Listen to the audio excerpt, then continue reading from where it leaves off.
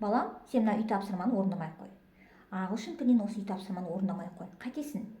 Мен де ағылшын тілін оқымағам, сенде де ағылшын тілін оқып жарытпайсың. Балам, мынау не деген көп тапсырма, не деген 10 есеп, мен апайың айтам. Ол осы есепті орындау барысында бас ауырып қалды. Немесе ертең бармай ақ қой, мен апайым өзім звондай саламын. Балам, сен мына 10 есепті шығаршы, мына 10 есепті, хотя бы 8-ін. Мен саған стендофф ойнауға берем. Мына сотканы берем саған, стендофф ойнайсың, иә?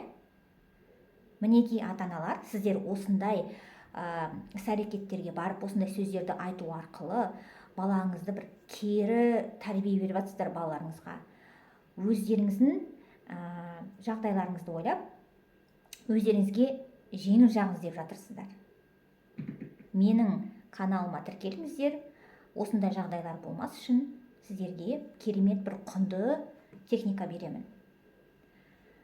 Егер сіздің балаңыз үй тапсырмасын өзі орындасын десеңіз, тек қана мектепке байланысты үй тапсырмасын ғана емес, үй шаруаларында өз бетімен орындасын десеңіз, бастаған істі соңына дейін жеткізсін десеңіз, онда сіздерге мына техниканы ұсынамын. Ол қандай техника? Ол үшін сіздерге қарапайым мынандай А3 немесе А4 парағы керек. Бәрібір міндетті емес. Ақ болсын, сары болсын, бәрібір картон қағаз алсаңыздар да болады. Сосын бұл парақты 3 бағанаға бөлесіздер, яғни баланың өзі жасау керек. Бұл балаңызға арналған техника. 3-ке бөледі балаңыз. Сосын мынандай стикерлер керек, әртүрлі стикерлер. Бұл стикерлерге бала өзі істеу керек тапсырмалар жасайды. Мектепке байланысты болсын, үй шаруаларына байланысты болсын.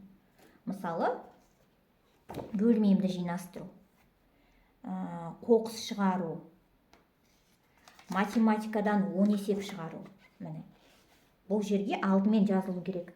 Істелу керек деп. Екінші бағанаға істелініп жатыр деген сөз жазады. Яғни бұл жерде істелініп жатқан сабақтың тапсырмалары болса, онда мына жерге жабыстырады. Мысалы, бала ағылшын тілінен үй тапсырмасын орындап жатыр, орындау барысында.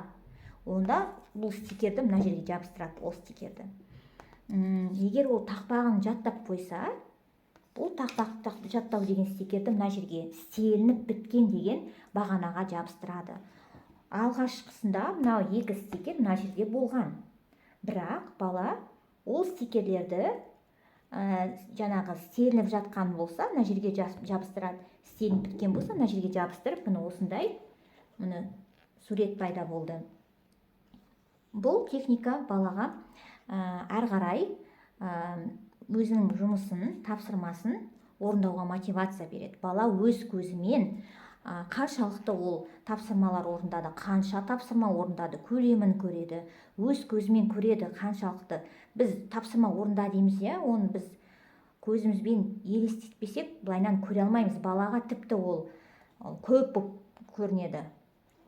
Сондықтан бала осыны көреді де, бастаған ісін соңына дейін апаруға тырысады. Бұл жерде мына қызықты стикерлер арқылы, осындай стикерлер арқылы аяғына дейін апарады.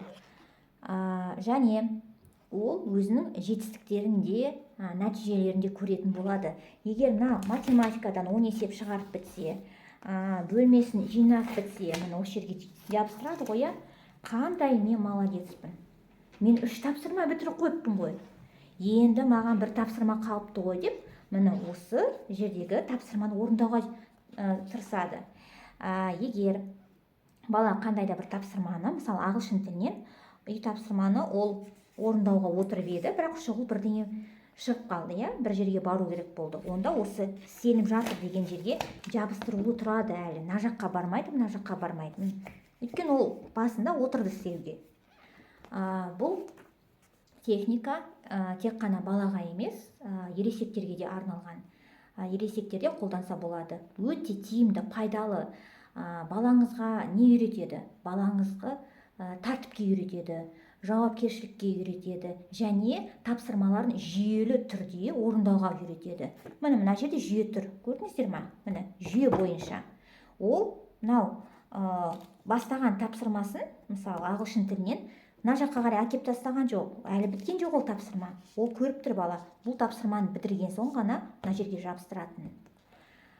Осындай тапсырмаларды және техникаларды көбірек алғым келеді, меңгергім келеді, балама қолданам десеңіздер, менімен бірге болыңыздар, менің каналыма жазылыңыздар.